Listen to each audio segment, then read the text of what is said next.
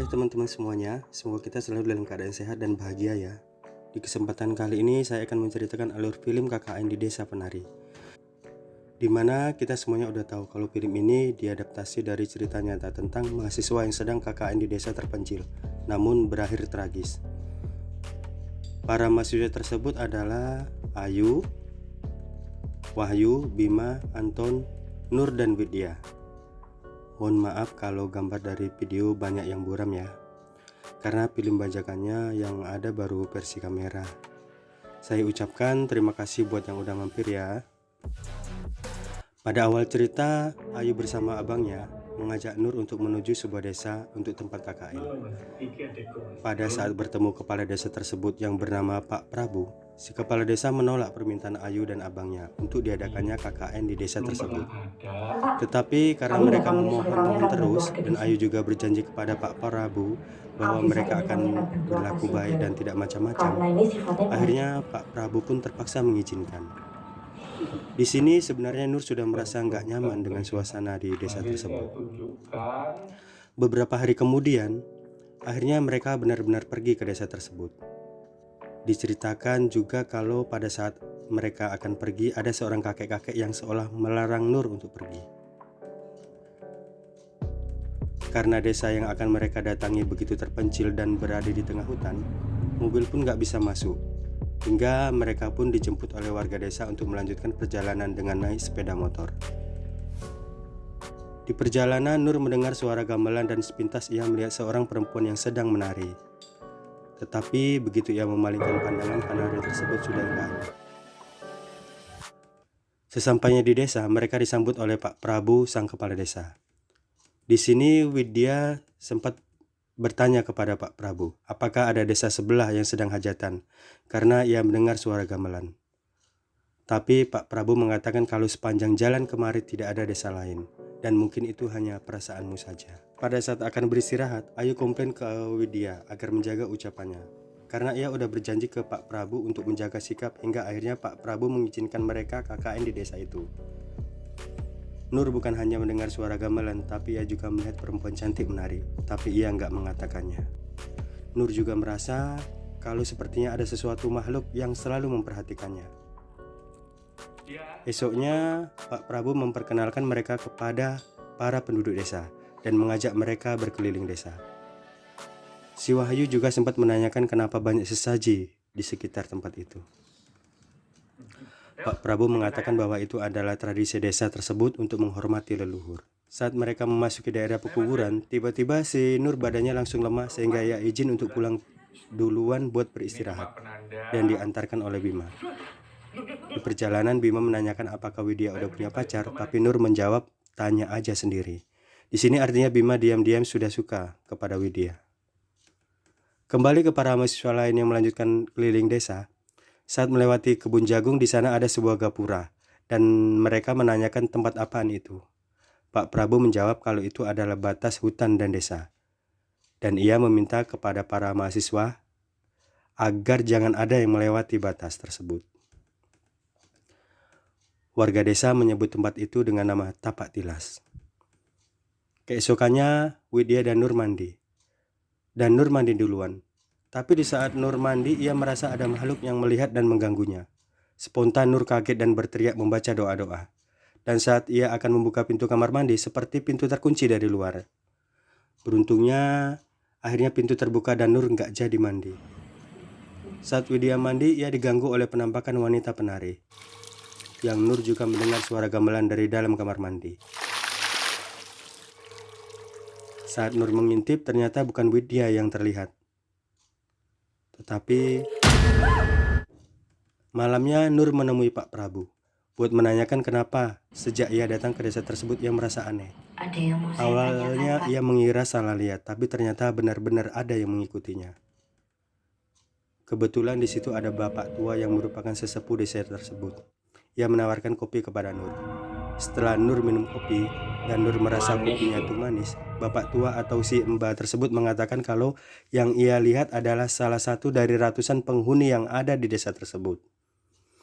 Karena makhluk tersebut gak senang dengan yang Nur bawa. Marah karena apa yang kamu, yaitu kodam yang menjaga Nur selama ini. Gangguan dan gangguan tidak berhenti, bahkan di suatu malam Nur menari-nari seperti kerasukan. Begitu juga dengan Widya. Karenanya mereka menjumpai Pak Prabu kembali dan disuguhi kopi. Saat Wahyu dan Ayu merasa pahit waktu minum kopi, si Widya malah merasa kalau kopi itu manis. Jadi menurut si Mbak, kalau Widya punya darah hangat yang paling disukai sama makhluk gaib. Tapi Pak Prabu mengatakan kalau jangan dipikirkan karena mereka akan bantu. Di sini bisa diketahui kalau makhluk tersebut mengincar Nur dan Widya. Tetapi karena Nur punya Mbah Buyut yang menjaganya, akhirnya pilihan tinggal kepada Widya. Dan di suatu hari, Anton mengatakan kepada Nur kalau ia sering mendengar desahan suara wanita di kamarnya Bima. Aku tuh malam-malam sering dengar suara Bima desah. Bahkan ia pernah melihat ada sesaji juga. Nur pun gak percaya, sampai akhirnya ia pun membuktikannya. Pada malam berikutnya, keluar rambut panjang dari mulut Widya yang membuat teman-temannya semuanya panik. Diceritakan juga kalau Bima menitipkan barang seperti gelang yang didapat dari Bada Waruhi. Ternyata barang tersebut Ayu simpan dan tidak diberikan kepada Widya. Dikarenakan Ayu diam-diam suka dengan Bima. Karena banyaknya kejadian-kejadian aneh yang menimpa mereka, akhirnya Pak Prabu meminta kepada mereka buat menghentikan KKN-nya. Tapi mereka berdekat tetap melanjutkan karena takut gak lulus kuliah. Saat itu Ayu dan Bima gak di tempat. Begitu Bima pulang, Nur langsung menanyakan, datang ke desa ini, kan udah gak pernah sholat. Ibadahku ya ibadahku, duduk urusanmu. Esoknya Nur mencari Bima ke arah tapak tilas. Ternyata si Bima dan Ayu sedang mesum di tapak tilas, di tempat terlarang yang tak boleh dimasukin. Terang aja, saat mereka pulang, si Nur langsung memaki-maki Bima dan Ayu. Si Ayu dan Bima pun mengaku menyesal. Tetapi tetap aja kalau mereka telah melakukan kesalahan yang sangat fatal di tempat tersebut. Di saat Ayu pergi tidur, kembali Nur menemui Bima dan menanyakan kenapa ia melakukan semua ini. Bima mengatakan awalnya ia bermimpi melihat Widya dililit banyak ular. Dan di sebelahnya ada seorang perempuan cantik yang menamakan dirinya dengan sebutan Dawu. Dia mengatakan kalau ingin temannya selamat, ia harus mengambil gelang di dalam bangunan kecil yang ada di tapak tilas agar diberikan kepada Widya. Nur pun tetap memaki-maki si Bima karena kelakuannya dan bersekutu dengan jin. Dan dengan syarat juga agar Bima mau menemaninya tiap malam. Dan di saat Nur siap sembahyang, Widya menemukan Nur yang kerasukan buyut penjaganya, yang mengatakan kalau kedua temannya telah melakukan kesalahan yang sangat besar, yang bisa mencelakakan mereka semua. Esoknya, Nur memeriksa tas Ayu, dan menemukan gelang kawat dan selendang hijau. Nur langsung menemui Ayu dan menanyakan kok bisa ada benda tersebut di tasnya. Awalnya Ayu marah karena memeriksa tasnya. Tapi Nur akan mengatakan semuanya itu kepada Pak Prabu. Akhirnya, Ayu pun mengakui kalau gelang itu ia dapat dari Bima untuk dikasih ke Widya dan selendang itu dari penari. Ia mengatakan penari itu memberikan selendang hijau tersebut buat memikat Bima.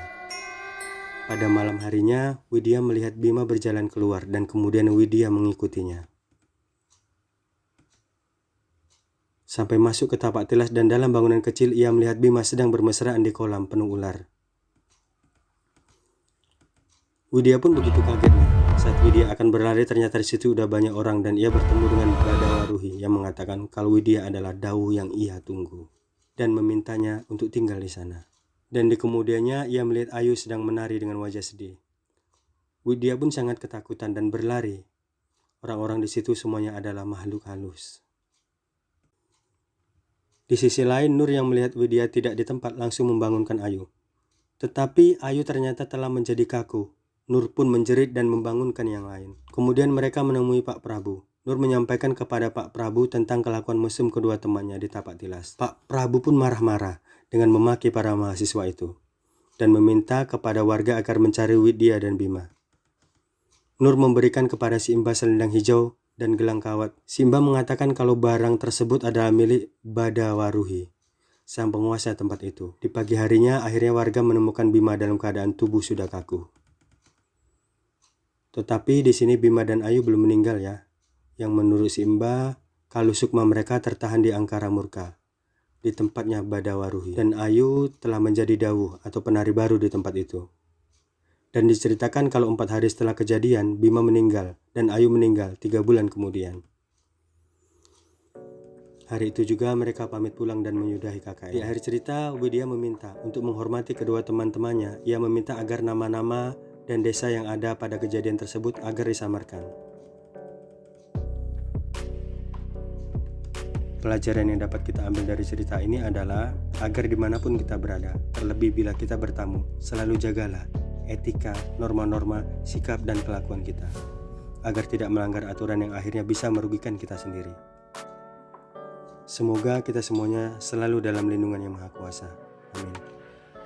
Saya ucapkan terima kasih banyak untuk teman-teman yang udah support channel ini. Dan sampai ketemu di alur cerita berikutnya.